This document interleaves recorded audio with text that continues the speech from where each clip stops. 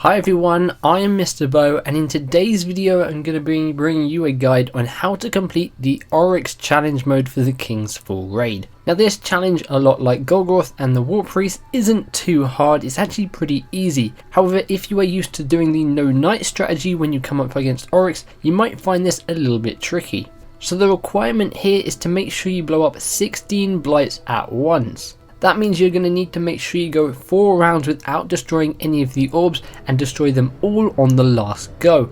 It requires that you kill all the ogres on top of each other so that then when you go to blow up the orbs you can just stand in one place and take them all out, and then because you are killing the ogres that means the knights are going to spawn, and that is where if you usually do the no knight strategy it may be a little bit hard for you. However, taking out the knights is pretty simple. 2 shots to the head with a sniper, or maybe even 3, it's not really a big deal, and in fact I find it easier doing it this way than doing the no knight strategy. So as you can see on screen at the moment, we have 1 relic runner, we have 2 guys up top taking out the ogres, then we have 3 guys on the platforms who are also helping out with the ogres a bit, but are mainly focusing on the knights that spawn opposite to them. You want to take out all the knights, kill the ogres, jump up at the top, make sure all the knights are dead from up there, jump down, help with the vessel, and then damage Oryx like you normally would. Once you've damaged Oryx, you can then start taking out the adds and not worry about jumping onto the orbs, because obviously you don't need to do that in this. You can then wait until all the adds are dead, and then Oryx will spawn the shade, you'll get teleported in, kill the shade, and then you'll get teleported back out, and you just redo that 4 times. Now when you get to the end, instead of getting teleported into the shade, you'll actually need to make sure you go and blow up all the orbs.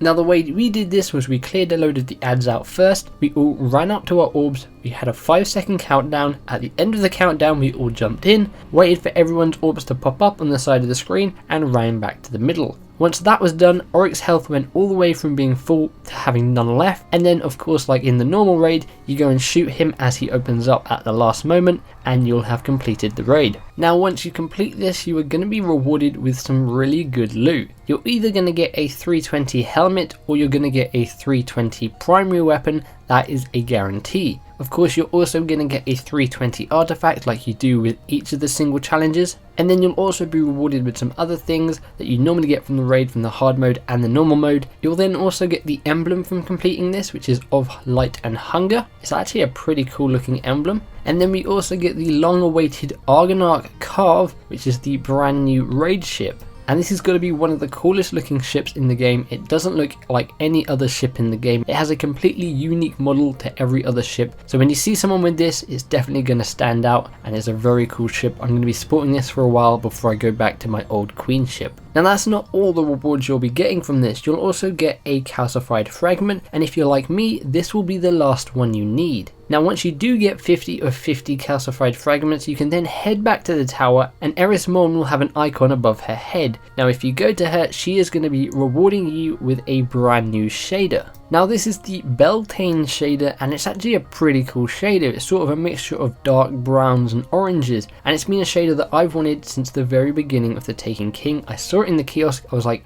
I really want that. It said complete the old hunger quest, and now we've actually done it by collecting all 50 calcified fragments.